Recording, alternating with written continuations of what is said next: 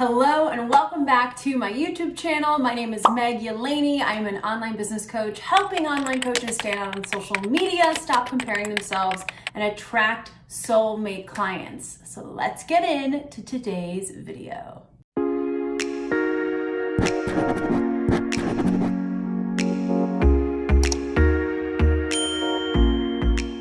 So today I'm really excited because we're going to talk about what I would do if I was starting my business over and had 100 followers on Instagram.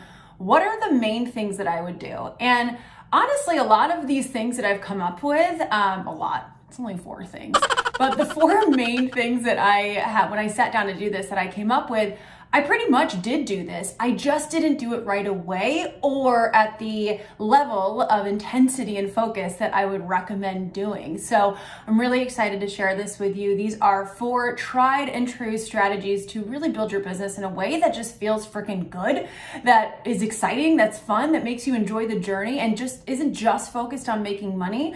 Because in the beginning, that was a lot of where I was at. And I did some things that honestly really did not help me make more money and felt really shitty.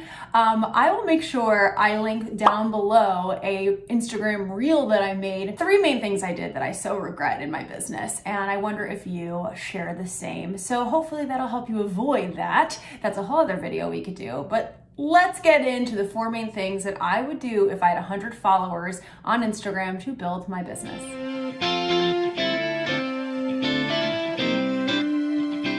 All right, so the first thing that I would do if I was starting my business over at 100 followers on Instagram, that really did help me get to 7 figures, but that I avoided for years. I started my business in 2012 in network marketing, and I did not do this until my third business in 2017, is actually get clear on who I am talking to and niche, not trying to say that, but get really specific on who am I talking to. And it doesn't have to be specific as in like demographically. I actually don't agree with niching down in that. I think you really limit yourself. It's not a very inclusive way to build your business if that's what you're trying to do, which is what we're all about over here. So I would also do it very differently than I was taught demographically. So more focusing on what are the real results that people want to experience, like in their stage of their life. Where are they at in their stage of their life? For example, when I started Beachbody coaching, which I stopped doing in 2017, I just wanted to help anyone and everyone who wanted to lose weight. Didn't matter where they came from, what their stage of life was. And in a way, I think that was like very hopeful for me in a sense. But when I look back at it, no wonder I struggled in the beginning. I was purely just trying to get customers to get customers. And I didn't like try to step back and go, do I actually have the credentials to help this person? Do I actually connect with them? Do I actually like have the emotional capacity to help them? And the answer was no most of the time.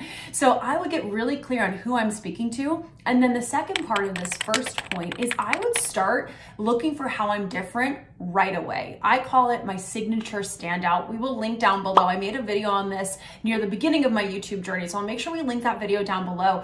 But signature standout essentially is like what is different about you, whether it's in the way you approach your coaching, whether it's in things that you're interested in that you kind of tie into your business, maybe in your marketing, but how are you different than other coaches out there? So those are the 2 things within this one point. Get really clear on who you're speaking to. Where are they at in their stage of their life? Maybe you help people with a few different stages. And 2 is how are you different? What is your signature standout from all the other coaches out there? Again, we're going to put some of that below. One thing you can do right away is take the quiz, find your unique coach approach, go to meganylani.com/quiz, and that alone is going to help you start creating your signature standout.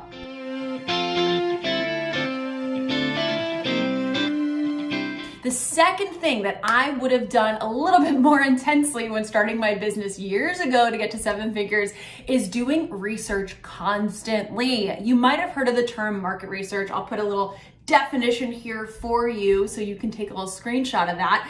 But it's really asking your audience what they need. Where are their struggle points? What are they really like having blocks with? And where do they want to go in their transformation? what is important to them about having this transformation? Why do they even care, right? You want to peel back the layer of the onion, so to speak, and get to the deeper seated reason that someone wants to make a change.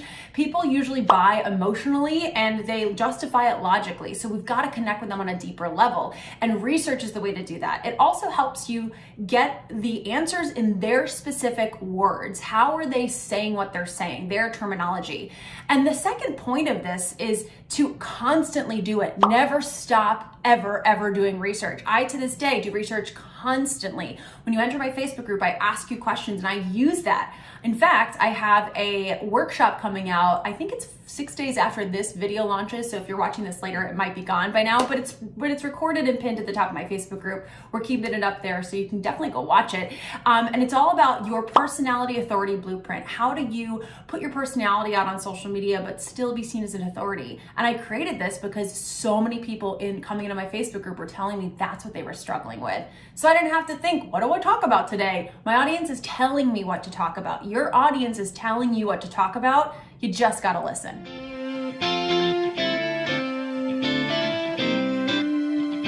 And then the third main thing that I would do off the bat is take that research, whatever my audience is telling me that they really need, and literally put it in my content. And what I mean is, don't take their words and add your own spin to it all the time. Now, of course, you want to make it your own unique way. But again, when you're saying the exact phrases that people are telling you in your copy or in your lives or just in your content, they're like, whoa, this is literally what I'm thinking. You were speaking exactly what is going on in my head. So you don't want to change that up. Now, of course, everything around what they're saying should be yours, should be your own spin, all of that. But you can say something like, everyone is telling me that they don't know how to share their personality and be seen as an authority at the same time, to use the example in the last clip, right? So say what they're saying. Don't recreate it. Don't make it sound fancy. Don't use jargon that your industry uses, because they don't know what that means, right? We've got to meet people where they're at.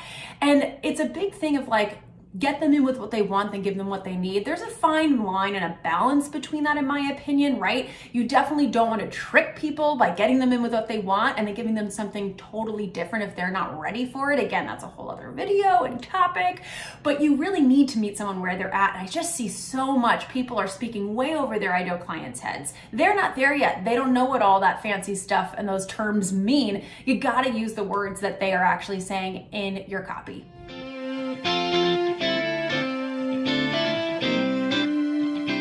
And the fourth main thing that I would do differently right off the bat is I would not use a script to sell on calls, on sales calls. And I say I wouldn't use a script robotically, I should add. It's not that I wouldn't use a guideline. I know having a guideline or a tentative script, more of a template, if you will, is super helpful, right? I give my clients that as well, but it's not like hi, Sally, how are you doing today? Wait for them to respond. Then you say this, wait for them to respond. Then you say this.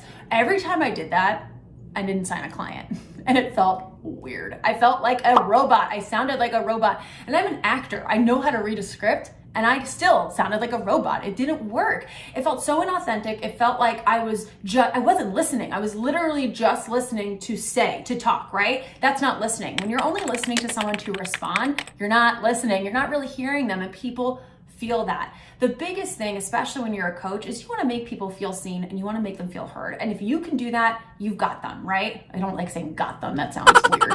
But you've got their trust, and that's the most important thing.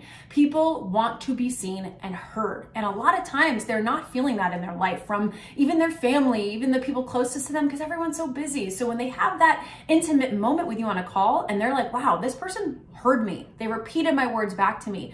They didn't treat me like just another prospect. They're not following a robotic script. They're so much more likely to invest in what you have to offer if they really feel it is worth the value. So this is so important. And two really quick tips with this when you're following some guidelines is make sure you ask them what are some strengths that they actually have to help them get to this transformation. So many times in templates or guidelines for scripts for sales, I see people just jump right to, okay, what are your goals? And then what are the struggles that you're facing getting there, right? What are the obstacles? And then you coach off of that.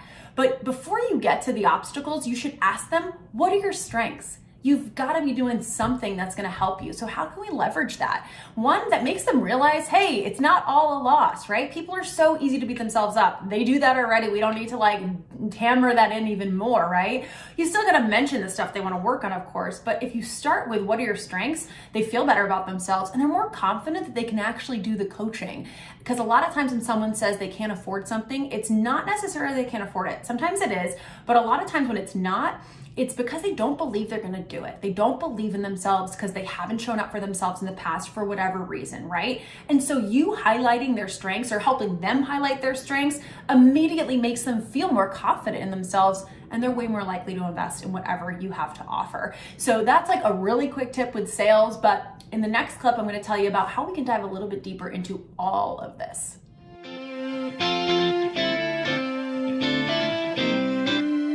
All right, so again, these 4 things are 4 of the main things I wish I did way more and way earlier if I only had 100 followers on Instagram to build to the business I have today. Just to recap, I really want you to focus on who are you speaking to, where are they at in their life, and what is your secret sauce? This is all in point 1. How do you stand out? What is your signature standout? And just start exploring that. It's gonna take some time to figure that out. It's not gonna happen overnight. Number 2 is never stop doing research. Never stop being curious. Never stop learning about your ideal client. The second you get complacent and you start thinking, oh, I know them, I don't need to do any research, it's when you lose like passion for your business too. I'm constantly curious about my clients. I'm constantly curious to learn where they're at and what new problems they have or what new realizations they have. Number 3 is you want to take that information and put that in your copy. Do not try to make it all fancy and put all this jargon in there. You need to meet people where they're at, especially in your copy. And number 4 is don't use a robotic sales script, and make sure when you are using any kind of sales guideline, you are pointing to their strengths. You are asking them, what are some strengths you already have that we can leverage to help you get to this transformation? So from the time this video goes live, you will have a couple weeks to actually join a challenge that I am running that dives deep into all 4 of these. This was just the tiny sliver. Every single day of the challenge, it's 5 days. I am diving super deep into each of these topics for 30 minutes to an hour of a really intensive training that if you literally come to this challenge and you treat it like school, those 5 days you can have the tools, you will have the tools to sign clients. I have done this challenge many times. I haven't done it in 6 months, so it's really exciting. But every time I've done it, I have had so many people sign clients. Literally sign clients in those 5 days. So imagine if you applied it over and over and over again moving forward from this challenge. It is completely free. It's happening on April 26th to the 30th in my Facebook group. If you're watching this afterwards, you can definitely still go to the link and join the Facebook group as well, because something's going on all the time in my Facebook community. That's where I hang out the most as far as active coaching to my audience. It's where all the exclusive stuff happens. So just go to megandelaney.com/challenge to register and join the group. Again, April 26th to the 30th. The live I'm going to do and training is going to be at 12 p.m. Eastern every day, but it'll be automatically recorded if you can't make it live. No problem. You can watch it after. We've got prizes going on. We've got challenges. We have so much happening in this group. And I promise you, you are going to leave these 5 days so much more confident about how to really attract your soulmate clients, stand out online, and never compare yourself again. Okay, not never, but a lot less, let's just say that. Thank you so much for coming along for this video. I hope this helped you. As usual, please give it a like, a subscribe, and comment down below anything else that you want to see in relation to this. I'm always looking for new content ideas for what you feel like you really need training on. Have a great day.